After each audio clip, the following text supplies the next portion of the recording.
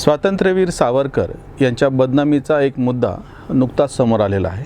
तसं तर त्यांची बदनामी पुरोगामी तथाकथित लिब्रांडो पत्रकाराने कितीतरी आधीपासून चालवलेली होती, पण त्याच्याकडे फारसं कोणी लक्ष देत नव्हतं म्हणजे या अर्थाने की लिहिलं आहे त्याच्यावरती काहीतरी प्रतिक्रिया उमटायच्या। आणि आता सोशल मीडियामध्ये आपण बघतो आहोत, विशेषतः 2000च्या नंतर मणिशंकर अय्यर यांनी ज्या पद्धतीनं आक्रस्ताळपणा करायला सुरुवात केली आणि सावरकरांचं नाव वाजपेयी सरकारच्या काळामध्ये अंदमान निकोबारच्या त्या विमानतळाला देण्यात आलं आणि त्याच्यावरून जो एक गदारोळ उठला आणि त्याच्यानंतर तुमच्या असं लक्षात येईल की बरोबर सावरकरांच्या बदनामीची एक मोहीम ठरवून ह्या तथाकथित पुरोगाम्यांनी चालू केलेली होती। प्रसंग आता जो घडलेला तो असा आहे की जानेवारी 2016मध्ये निरंजन टकले यांनी द वीकमध्ये एक लेख लिहिला आणि त्यांची जी नेहमीची पद्धत आहे की आरोप करायचे आणि आरोप करताना कुठलेही पुरावे द्यायचे नाही। त्यांनी त्याच्याबद्दल काय काय म्हणलेलं होतं मी तुम्हाला सांगतो। ज्या लेखामध्ये निरंजन टकलेंनी हा लेख आहे त्याच्यामध्ये प्रसिद्ध झालेला 24 जानेवारी 2016, 5 वर्ष झाले तर बघा। त्याच्यामध्ये निरंजन टकले यांनी असं नेहमीचे जे आरोप केले होते की सावरकर यांनी तिरंगा ध्वजाला विरोध होता, सुटकेनंतर त्यांनी काही देशकार्य केले नाही, द्विराष्ट्रवादाचा पुरस्कार केला, गांधीवादामध्ये सहभागी होते, सुटकेसाठी त्यांनी माफी मागितली, अशा पद्धतीचे आरोप आणि कुठलेही संदर्भ न देता त्या लेखामध्ये निरंजन टकले यांनी केलेले होते। मग त्यांना माफीवीर कसं म्हणायचं आणि असंख्य गोष्टी अशी काहीतरी बदनामी होती। त्याच्यावरती ट्रोलर्स आपण नेहमीच बघतो, हे अंधभक्त एकीकडे असतात, विरोधी एकीकडे असतात आणि त्यांचं एक विशिष्ट शाब्दिक युद्ध समाज माध्यमावरती चालतं काही दिवस। पण हे प्रकरण इथं थांबलं नाही। सावरकरांचे नातू रणजित सावरकर यांनी ह्याच्या विरोधामध्ये अक्षरशः गुन्हा दाखल केला की त्यांनी म्हणलं की हे असं सोडायचं नाही, हा विषय आपण पूर्णपणे लावून धरला पाहिजे, म्हणून त्या पद्धतीनं त्यांनी एक गुन्हा दाखल केला द वीक ह्या साप्ताहिकाच्या विरोधामध्ये। आणि हे कुठे दाखल केला? सावरकर यांनी भोईवाडा येथील न्यायालयात फौजदारी दावा केला, मुंबईची गोष्ट आहे। आता लक्षात घ्या, त्याचा निकाल आला परवा, म्हणजे त्याच्यामध्ये त्यांनी आदेश काढले, हजर राहायला सांगितलं आणि जो विषय आज चर्चेला आले आहे की द वीकनी साफ माफीच मागितली। तुम्हाला स्क्रीनवरती त्याच्या ते द वीकनी त्यांच्या आत्ताच्या अंकामध्ये की आम्ही माफी मागतो आहोत, एका शेळीला कसं हे केलं ते मूळ तो लेख आहे, ते तुम्हाला चित्र समोर दिसेल आणि त्याच्याबद्दलची आणि आम्हाला स्वातंत्र्यवीर सावरकरांबद्दल पूर्ण आस्था आहे वगैरे वगैरे।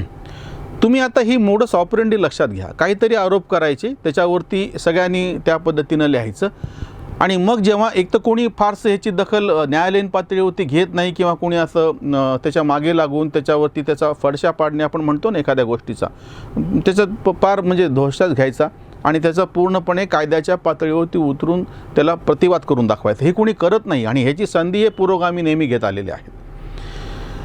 ह्याचा फायदा घेत तुम्हाला आठवत असेल की बाबा अशाच पद्धतीनं महात्मा गांधींच्या हत्येमध्ये संघ कसा होता असं एक बेछूट विधान राहुल गांधी केलं ना, आता ते न्यायालयीन चक्रा मारत आहेत। भिवंडीमध्ये एका सर्वसामान्य कार्यकर्त्यांनी संघाच्या कार्यकर्त्यांनी गुन्हा दाखल केला बदनामीचा की तुम्ही असं कसं काय संघाच्या बाबतीमध्ये म्हणू शकता, तुमच्याकडं काय पुरावा आहे।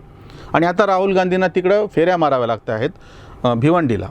याच पद्धतीनं तुमच्या असं लक्षात येईल की चौकीदार चोर है असं एक सातत्यानं चालवलं गेलं। हे चालवलं त्याच्यामध्ये म्हणजे कुठलाही पुरावा द्यायचा नाही, माध्यमांनी मोठ्या प्रमाणात चालवलं। भाजपच्या खासदार जसं आता रणजित सावरकरांनी केलेलं आहे ना, त्याच पद्धतीनं किंवा त्या संघाच्या कार्यकर्त्यांनी केलं भिवंडीमधल्या, त्याच पद्धतीनं सावरकरांचे नातू रणजित सावरकर यांनी जसं यांना न्यायालयामध्ये खेचलं आणि त्याच्यातले एक भाग म्हणजे द वीकला तर माफी मागावं लागली, प्रत्यक्ष निरंजन टकलेचं काय म्हणणं आहे ते समोर येईल आता काही दिवसामध्येच। मीनाक्षी लेखी या भाजपच्या खासदार होत्या, त्या न्यायालयात गेल्या आणि त्यांनी त्या न्यायालयामध्ये हे सिद्ध केलं की बाबा ह्यांनी केलेली बदनामी खोटी आहे। अशा पद्धतीनं चौकीदार चोर हे म्हणणं किंवा राफेलमध्ये कसा भ्रष्टाचार झाला याचे कुठलेही पुरावे हे देऊ शकलेले नाहीत। राहुल गांधींना त्या ठिकाणी लेखी माफी मागावी लागलेली आहे। म्हणजे ही एक पद्धत तुम्ही लक्षात घ्या, आरोप करायचे, आरडाओरडा करायचा, त्याच्यावरती एक असं वातावरण तयार करायचं आणि कोणीतरी इंग्रजीमध्ये लिहिलं की त्याच्या लेखासंदर्भात आपल्याकडचे मराठी पत्रकार देणार, त्याच्यावरून म्हणजे एकदा ते वरतून सुरू झालं दिल्लीपासून ते गल्लीपर्यंतचे तथाकथित गावचे गल्लीचे जे लिब्रांडो पुरोगामी आहेत त्यांनी लगेच काहीतरी खरडायचं, लगेच छोट्या मोठ्या पोस्ट टाकायच्या, हे एक विशिष्ट नॅरेटिव्ह आहे। सावरकरांच्या बाबतीमध्ये शेवटी शेषराव मोरे यांनी एक सविस्तर असं पुस्तकच लिहिलं, गांधी हत्या आणि सावरकरांची बदनामी। मी तुम्हाला त्याचाही संदर्भ देतो. आता आता जे सगळं प्रकरण झालेलं आहे ना, त्या ह्याच्यामध्ये तुम्ही ते पण बघा की ह्यांनी काय केलं माहिती आहे का, की सावरकरांची बदनामी कशा पद्धतीनं केली, त्याला आधार काय होता, एक सातत्यानं एक विशिष्ट गोष्ट चालवत द्यायची पुढं. आणि जर याच्या विरोधामध्ये कोणी न्यायालयीन पातळीवरती उतरला किंवा शेषराव मोरेसारखा एखादा लेखक ठामपणे समोर उभा राहतो आणि काय काय तथ्य आहेत ते समोर मांडून पहा म्हणतो, मग तेव्हा मात्र यांची भांबेरी उठते इतकी की हे त्याच्यावरती काहीही उत्तर द्यायला तयार होत नाहीत. आता द वीकनी माफी मागितल्याच्या नंतर एक दिवसापासून आता हे प्रकरण याच्यामध्ये सगळे आता जेव्हा हे आणि मुख्य माध्यमं ह्याला हात लावत नाहीत. भाऊ तोरसेकरांसारखे वारंवार ज्येष्ठ पत्रकार हा मुद्दा काही आता नुकताच मांडत आहेत की प्रस्थापित माध्यमं कशा पद्धतीनं वागत आहेत आणि म्हणून सोशल मीडियावरची इतर जी पर्याय आहेत त्याच्याकडे लोक कसे फिरत आहेत. त्यांच्या यूट्यूब चॅनलनी 6 कोटीचा दर्शकांचा टप्पा पार केल्याच्यानंतर त्यांनी हे मुद्दा मांडलेला होता की ह्याला इतकं प्रतिसाद मिळायचं काय कारण आहे, किंवा अजित पवारांना त्यांची प्रसिद्धी करण्यासाठी म्हणून सोशल माध्यमाला 6 कोटीचं एक बजेट मंजूर करून एक प्रकल्प द्यायची का गरज पडली. प्रस्थापित माध्यमं शासनाचा स्वतःचा माहिती आणि प्रसिद्धी विभाग असतानासुद्धा, कारण की यांनी विश्वासार्हता गमावलेली आहे. आताही सावरकरांचं जे प्रकरण समोर आलेलं आहे त्याच्या बाबतीमध्ये एकही मोठं माध्यम म्हणजे प्रस्थापित, मोठं म्हणजे मी म्हणतो जे प्रस्थापित प्रिंट मीडिया आहे, इलेक्ट्रॉनिक्स मीडिया आहे, ते ह्याचं काही बोलायला तयार नाहीत. द वीकनी जेव्हा माफी मागितल्याच्या नंतर तुम्ही याच्या बाबतीत काय बोलायला तयार आहात. सावरकरांच्या बाबतीतला ज्याच्यावरती शेषराव मोरेंनी सविस्तर मोठं पुस्तक लिहिलं, त्यांचं ते पुस्तक आहे सावरकरांची गांधी हत्या आणि सावरकरांची बदनामी असं ते पुस्तक आहे. आणि बदनामीची पद्धत काय, एक फक्त तुम्हाला मासला म्हणून उदाहरण देतो. आत्ता हे जसं पुढं आलेलं आहे ना की सावरकरांच्या नावानं बेछूट आरोप करायचे, त्याच्यातला एक आरोप आताही निरंजन टकलेनं द वीकच्या लेखामध्ये केलेला आरोप असा आहे आणि जो मुख्य आरोप असा नेहमी सावरकरांवरती राहिलेला आहे की सावरकरांनी गांधी हत्येच्या कट्टामध्ये सहभागी होते. प्रत्यक्षामध्ये हा खटला चालला, सावरकरांना आरोपी म्हणून केल्यानंतर सावरकरांची निर्दोष सुटका झाली की सावरकर ह्या कटामध्ये सहभागी नाहीत हे सिद्ध झालं. हे सिद्ध झाल्याच्या नंतर ज्या कोणाला आक्षेप होते खरं तर त्यांनी अजून उच्च न्यायालयामध्ये जायला, सर्वोच्च न्यायालयात जायला पाहिजे होतं, पण तसं केलं नाही. हा खटला तेव्हा निकाली निघाला, कोणीही त्याच्या वरच्या न्यायालयामध्ये गेलं नाही. सावरकर निर्दोष सुटका झाली. सावरकरांची निर्दोष सुटका झाल्याच्या नंतर अगदी 2000 पर्यंत काँग्रेसवाल्यांनी सुद्धा कधी सावरकरांची बदनामी तेव्हा केलेली नव्हती, पण आता या पुरोगामीने सुरू केली. त्याच्यामधलं एक तुम्हाला मी नेहमी हे संदर्भ घेतात म्हणून एक छोटंसं उदाहरण देतो. ए.जी. नुराणीच्या पुस्तकामध्ये रेफरन्स आलेला होता की कपूर आयोग काय म्हणतो. कपूर आयोगानं काय लिहिलेलं आहे, कपूर आयोग कशासाठी नेमला गेलेला होता. हा खटला चालू असताना एक मुद्दा पुढे आला. गवी केतकर जे सुटून आलेले त्याच्यामध्ये जे सगळे बाकीचे आरोपी होते त्यांचा सत्कार करत असताना असं म्हणाले होते की ह्या कटाची माहिती मुंबई सरकारला होती. त्यांच्या भाषणाचा हा संदर्भ आला आणि केवळ तेवढ्यासाठी म्हणून तेव्हा सरकारने एक कपूर आयोग नेमला, कपूर कमिशन. त्याचं काय काम होतं म्हणजे मी तुम्हाला हे प्रत्यक्ष ह्याच्यातली कायद्याची भाषा पण समजून घ्या. शेषराव मोरेंच्या पुस्तकातला हा संदर्भ आहे, तुम्ही जरूर कोणी ज्याला उत्सुकता आहे त्यांनी जरूर जाऊन वाचा.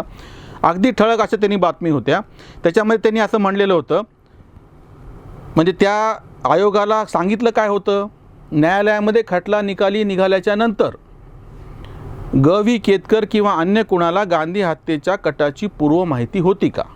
केतकर असं म्हणले ना, सावरकरांच्या त्या गांधी हत्येच्या ह्याच्यातले जे सगळे आरोपी बाहेर सुटले शिक्षा भोगितल्याच्या नंतरची गोष्ट आहे. गवी केतकर जेव्हा असं म्हणले की ह्या कटाची माहिती मुंबई सरकारला होती, मग मुंबई सरकारला होती का माहिती, एक जर असेल तर त्यांनी सरकारला कळवलं होतं का, म्हणजे केंद्र सरकारला कळवलं होतं. आणि तिसरा मुद्दा होता, कळवले असेल तर सरकारने काय कारवाई केली.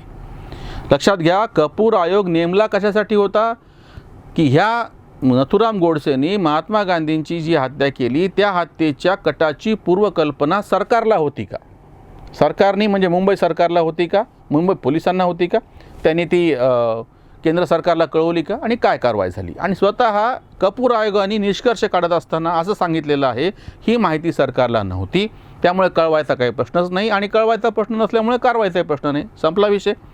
पण काहीच कारण नसताना कपूर आयोगाने त्यांच्या एका लेखामध्ये, त्या सगळ्या अहवालाच्या लेखामध्ये एका ठिकाणी फक्त असा उल्लेख केला होता, कितीही म्हटलं तरी सावरकरांवरचा गांधी हत्येचा डाग काही धुतला जाणार नाही. त्याला काय आगापीचा संदर्भ काही नाही, एक वाक्य त्यांनी टाकून दिलं.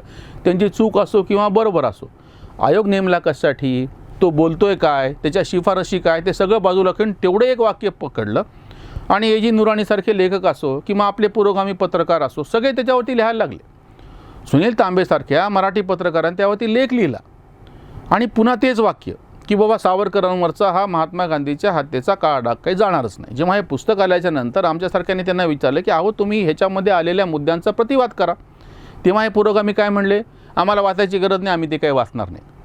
म्हणजे यांचं खोडणारं जर कोणी असेल आणि त्याचं जर काही समोर पुरावे, जसं ह्यांनी तर पुस्तक लिहिलं किंवा आता रणजित सावरकरांनी न्यायालयामध्ये खटला दाखल केला, त्या RSSच्या कार्यकर्त्यांनी भिवंडीमध्ये दाखल केला, मीनाक्षी लेखी यांनी सुप्रीम कोर्टात दिल्लीला दाखल केला, हे सगळे वैध मार्गाने चालू आहेत. तुम्ही जे मांडतायत त्याच्या विरोध करण्यासाठी, आणि तेव्हा हे असं भूमिका घेतात की आम्ही काही वाचणारच नाही.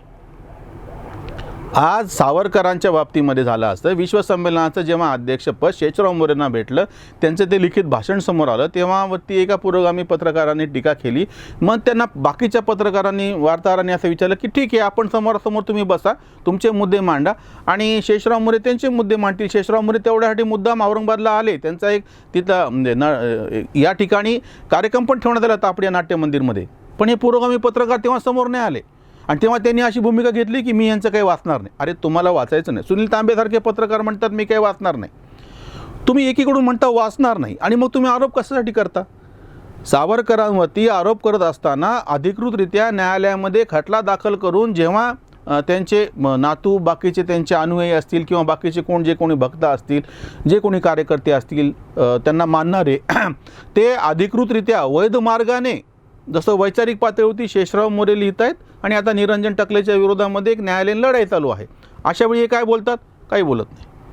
म्हणजे तुम्ही ही एक मोडस ऑपरेंडी लक्षात घ्या की काहीतरी आरडाओरडा करायचा, एखाद्या गोष्टीवरती तुमच्याकडं पुरावा, जसं लोह्याची केस, जस्टिस लोह्याच्या केसमध्ये सगळं स्वच्छ झालेलं असताना पुन्हा आरडाओरडा करायचा.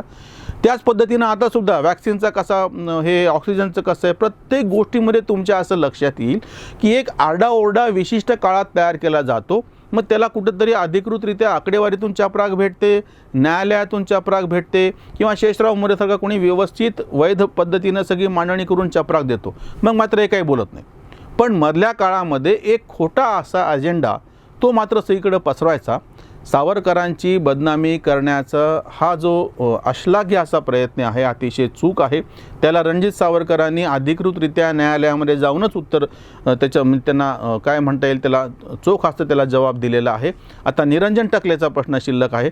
बघूयात निरंजन टकले आपण माफी मागतात का त्यांना पण न्यायालयाच्या माध्यमातूनच त्यांना चपराक देण्यात येते.